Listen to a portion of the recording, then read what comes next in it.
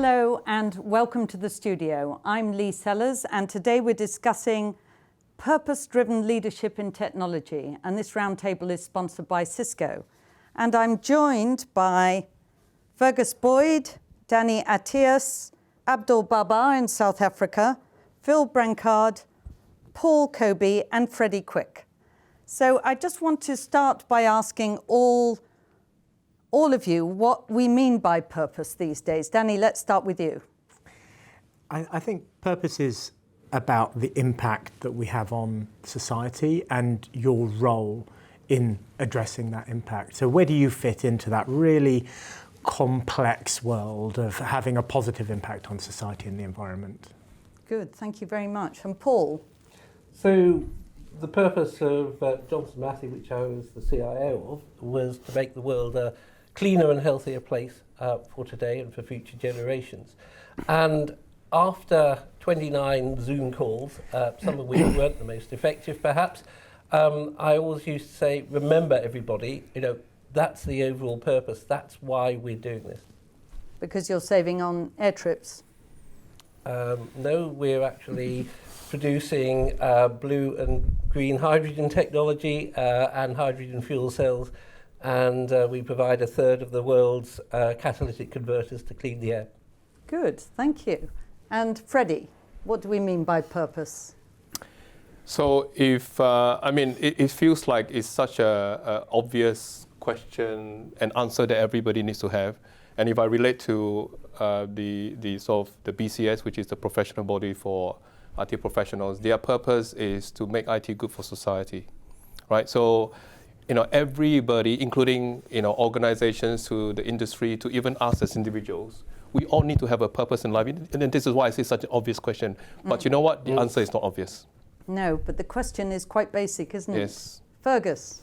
The B Corp words, people, planet, profit, which I'm sure we'll talk about a lot on this panel. But I'd also say it's a reused term. It's been here for 20 years. It's Body Shop, it's Habitat, it's all those original entrepreneurs who produce things at low cost, but in a secure way and sold at decent prices, and had a repeat market that really enjoyed the product. So not new, but now everybody's catching on. It's reuse, recycle, yeah.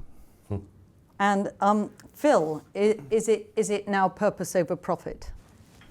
It would be good if that was the case in many ways, but purpose is all about why exist, why does the organisation exist, and if there's not something there about your impact on society and the planet, then you will no longer exist in the sense of being an organisation that's going to be around in the future, because that's what stakeholders need, look for, that's what employees need, and shareholders as well. Yes, thank you. So the why do we exist? Abdul, in South Africa, we haven't forgotten you. Tell us what... Thank you, Lee. Good afternoon, everyone. I think, just to add, I think another name for this is objective of the organization related to why, as I also discussed earlier. But you need to relate it to two items. Firstly, from a business perspective, your value that you providing to business. And then secondly, from a social impact perspective, it's what difference are you making? What is impact? What's impactful? We have addressed it slightly, but making a difference, enablement, and ensure that you are actually, adding value in all spheres of whether it's business, social impact going forward. Okay, added value. So where is purpose driving positive change in the industry? I think certainly charities are specifically set up with purpose in mind.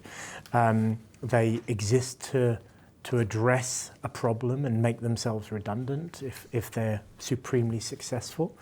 And that's great, and society always needs those. However, it's very difficult to sustain charities, especially when it relies on individual giving and cost of living crisis and so on. So fortunately, there is this middle space between charities and big ugly corporations in the middle around social enterprises, and more traditional corporations are becoming B Corps, as already mentioned. They're becoming these social enterprises where profit isn't a dirty word, but purpose is balanced against that profit, whether it's giving part of their profits away, ensuring that their supply chain is clean and sustainable, ensuring that their employees are looked after and respected, and so many other pieces. So I think if we look particularly in that middle space around social enterprises, that's where we can see and it's not quite the beginning, it's more than the beginning now, it's been around for a while, but it's growing, and that's a really exciting space, I think, for any organisation to be. Really good thing. So, Paul, where is purpose driving positive change? Well, I think, in the last 2-3 years, there's been a sea change in the for-profit sector as well, because investors, colleagues who work with you, all care about this. Environmental, social governance, ESG really, really matters. And significant investors will not invest in you if you can't produce the stats. And this is now written into UK company reporting. So it's being taken very seriously, thank goodness. And I think we can see a real change in companies deciding to work on things like diversity and inclusion, to be able to set real measurable environmental goals. And this has happened over the last 2 to 3 years. So it's a question of sort of bottom down, employee up drive, but also the drive from discerning investors. Would you say that, Freddie? If I may sort of take this question in a slightly different way from the perspective of IT leaders, right? When I look back at the definition of our role, I think it's changed a lot, right? From being technology focused to being business savvy, right? That's the thing. And then to being ethical, that's not right. But the latest, because in my spare time I'm a researcher, there's this extra phrase that's get added in, which is being socially conscious. What does that really mean, right? So I think that is the dimension that I believe that IT leaders, we all have a conscience, because we have been very fortunate to have the skills to use technology for good, enabler. But I think it has also created a problem as such, in the sense that there are people out there who are excluded from being able to use the technology, or for whatever reasons they are not able to.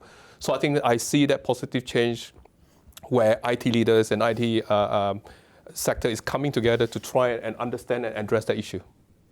Okay, thank you. I'd like to know what we can do about that, but first let's go to Fergus. Driving positive change, is it working? I come from the hospitality industry, so IT for hospitality, back of house IT, front of house IT, etc. We've seen a sea change in terms of the difficulty hiring people, and that's everybody, baristas, waiters, IT, tech people, architects. Those who do come our way, and my most recent company was Soho House, which doesn't have that much of a problem, thank goodness, because it was very high profile for ESG. People are choosing, they're walking away, or they're staying 3 months, 6 months, a year. They're not looking for a lifetime career anymore. It's a portfolio career, even at 16, 17 years old. And if they don't like what they see, they'll walk on.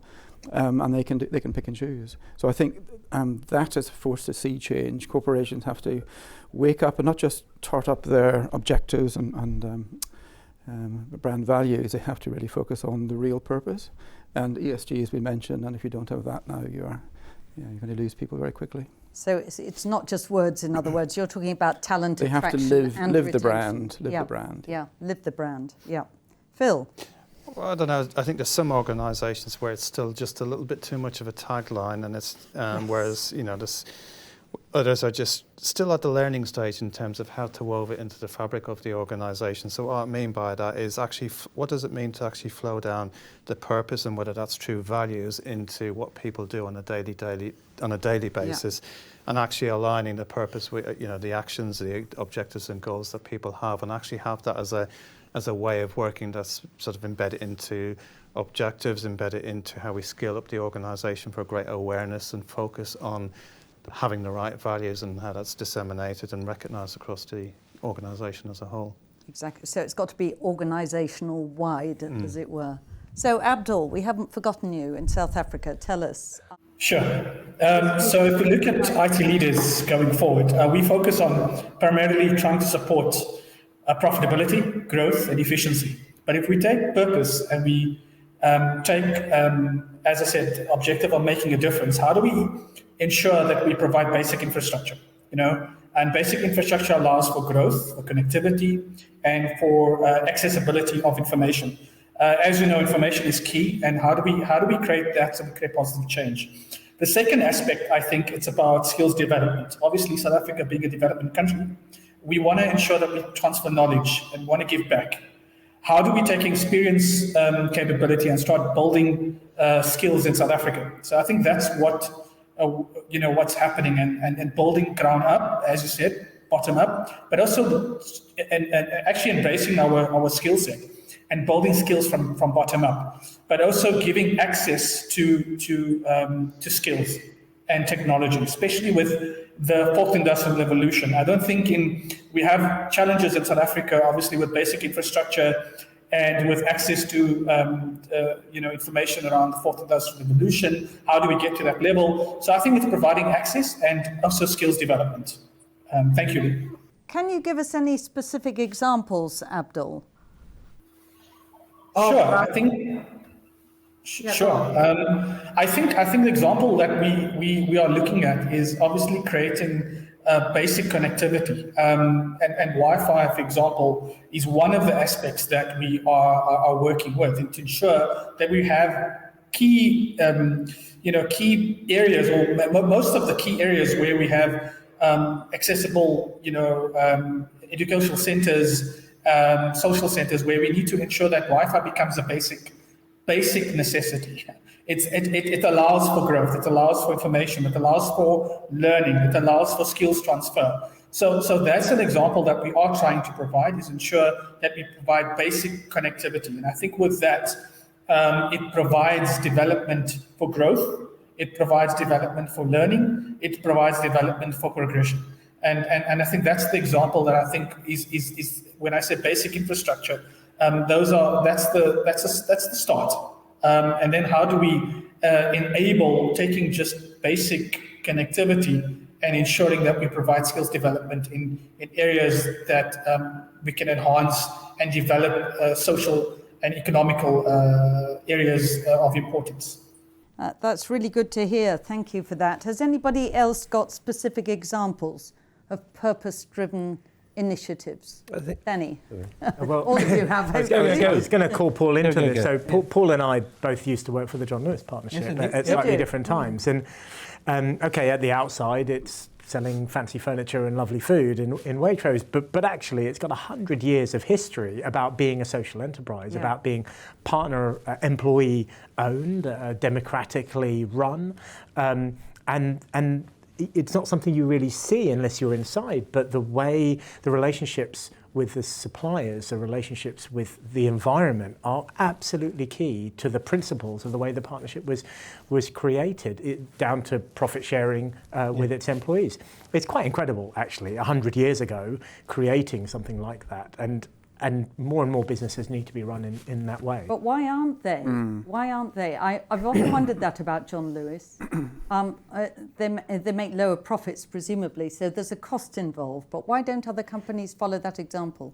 So they don't make lower profits, presumably. Oh, don't they? Right, because they make a profit like a good organisation. And I think that's a really important key. I think it was referenced earlier, which is that being green, being sustainable isn't a bad business idea. I'm doing a sustainability leadership course at the London Business School at the moment. And one of the things that our cohort have been doing is coming up with innovative, sustainable solutions to your current business problems.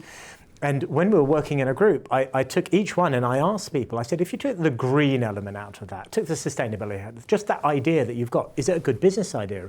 And every single one of them were really good business ideas that will increase profit, will create business efficiency, address customer problems. So I think it's really dangerous to associate making less profit with being good, actually. Yeah, it's quite true. And sustainability is good for business now. We all know By that. definition, yeah. So, Paul, you wanted to come in on that. Yes, it was, and I agree with everything you said there, but it was in terms of the UK IT industry's got a real challenge in terms of numbers and the capability and talent coming into it. And any of the forecasts you look at, say, in terms of people able, to work in the cloud, cybersecurity, and you know, any of the IT disciplines. And one of the things that you know, I've had the privilege to work with and the BCS has been doing some fabulous work here. Sort of one scheme, I'm pretty certain it was a BCS one, was where sixth form students from sort of less favoured areas, you know, who normally, you know, wouldn't perhaps think of IT as a career, were brought into my previous company and sort of worked on a piece of data and analytics for sort of 4 weeks over the summer, just to understand what it was about and bringing people in.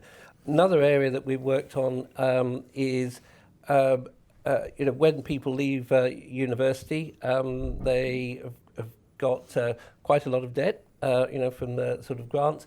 If you want to then convert to be a programmer or a cloud engineer, that's going to cost you money. Yeah. So quite a lot of schemes are now set up where you know, you can do that for free and make that conversion. And again, you know, that's taking people who perhaps wouldn't think of IT as a career and enabling them to do that. And then another company that we were talking to was taking neurodiverse individuals who quite often have real talent in the technology area and sort of putting them in blended teams and giving them work experience to really bring them into the industry. So I think we all need to be open to how do we bring people in, how do we open up those opportunities, because they are fantastic opportunities, but they're quite often blocked and we need to open them. So IT internships, yes. Yeah, if I may jump in here, it's sort of building from what Abdul was saying a lot about connectivity and skills, but they are by no means the only dimensions, right? If you look at the world that we live in today, we are part of this digital economy. So whether you like it or not, businesses have to thrive in this environment. But to thrive in this environment, we need to address the issues that we have across the board, right? One of them, you know, we talk about connectivity. According to the Digital Poverty Alliance, right, 82% of jobs will be, you know, requiring digital skills. 82%. That percentage is going to continue to grow. Mm-hmm. But yet, the percentage of people who are still excluded from being part of this world is high. So unless we do something about understanding that challenge and doing something about that, we have a problem. So with connectivity, you know, the Digital Poverty Alliance is basically saying, look, it needs to be considered almost like a basic utility that you don't even question. You need to make sure that you have it. Skills is another dimension, but there are many, many other factors. For example, being able to do something simple such as cyber-safe practices, it applies to all of us. Are we all qualified to do that today? Yes, today, but tomorrow, guess what? Everything shifts and then we'll be completely exposed. So I just want to draw the fact that there are multiple dimensions to, although the good stuff is there, but there's still multiple dimensions to look into. Okay, thank you. Freddie, Phil, you wanted to say something. Yeah, I was just going to build on that with a specific example. There are other organisations that do this, and we have talked about using technology for good. So one example that springs to mind is Microsoft Airbound, which is all about addressing digital equity globally. So that they focus on providing affordable internet, affordable devices, and developing the digital skills to address the 2.9 billion who still don't have access to the internet. But they do it in a way that sort of they collaborate with other organisations, so whether that's internet service providers to go out and engage with the communities and help funding them to provide their services within those excluded communities, you know, the underserved or unserved communities. Mm-hmm. And really they want to sort of accelerate those digital skills growth in areas both globally and specifically in rural and urban areas of the US. So that's one example. They're not unique in that sense, which is good. But you know, we do need to, you know, especially as technologists, make sure that the technology itself does deliver good. And doesn't exclude people. Fergus. Yep. Just trying to remember the question. In terms of inclusivity, so again, my world of hospitality, I'm quite close to a lot of the hospitality schools, and they can be the big ones like Lausanne in Switzerland, or it can be the smaller ones like Shannon and Galway. But all of those courses, which basically they were originally designed to create GMs and head chefs. That was kind of the original mantra 200 years ago. Their courses today for those same people include IT, very strong chunk of IT, Really? and systems and understanding and revenue management, which is we should all be aware of if you're running a business, and sustainability. And a lot of the people coming out of those schools no longer want to be a GM in a Hilton or Hyatt. They want to run their own business with a hospitality slant to it. And quite a few of them are now launching their own little entrepreneurial products, whether it be a microphone thing or the ones I'm involved in, like COVID sniffing, they were doing like a year and a half ago to put into rooms, or things to detect if your room has been house cleaned properly. Your room has been house cleaned. So they're kind of getting away from the traditional, I'll run a kitchen, I'll run a 5-star hotel, into, no, I'm going to deliver sustainable services that someone else can buy from me.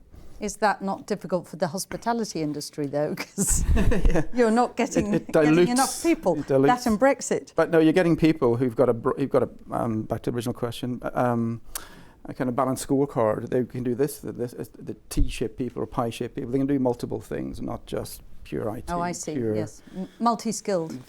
But multi-interested, I think, as well. Which is great. Abdul, you've already given us specific examples, so thank you for that. Can I give you another example, Lee? Yeah, go on. If I may? Okay, so I'm going to give you an example of an organization I'm purely volunteering to. It's basically what we're trying to do is trying to give access to technology to the disadvantaged kids. And the organization is a relationship in UK. It's obviously a parent company sitting in UK, but we are trying to do that in South Africa. So simply what it is taking containers, putting it into rural areas, and allowing kids to have access to the technology. So that's the first. The second thing is we are trying to look at how corporates can actually try to provide recycling of their computers, right? So when they recycle, they've got a 3-year recycling of their laptops. How do we take that, give it to the disadvantaged schools? And so those are simple things that we can do in order to provide access to technology. So I just wanted to add that as basically how to take your skill set and your capability and just provide good. And do the skills transfer and to provide technology to basic disadvantaged areas or less privileged areas going forward. Thank you. So that's taking a company having a charitable arm, which a lot of companies do now. They're either into conservation or, in your case, recycling computers and helping access to tech for disadvantaged children. Yeah, very good. Lovely. Thank you for the specific examples. I think the last thing we want to talk about is, can business work with partners, whether clients or competitors, to drive more positive change? And maybe I'm wrong on this, but is this not a sea change, that people are actually working together on things like cybersecurity? Before we move off the example, one I thought other people would mention, though I didn't, is Patagonia. Patagonia, I was going to mention, yes. 2 weeks ago, yes, amazing. Basically, here's our company. It's for planet, not for profit. Yeah. So kind of talk through that. It's a $4 billion company. I know the owner, Vivian, has split the company into like two funds, which is interesting how they work together. But that is a sea change. It is a sea change. Are we going to see more Patagonias? Well, could John Lewis do that? Yeah. I think if what are businesses for? And businesses are there to solve problems and create opportunities.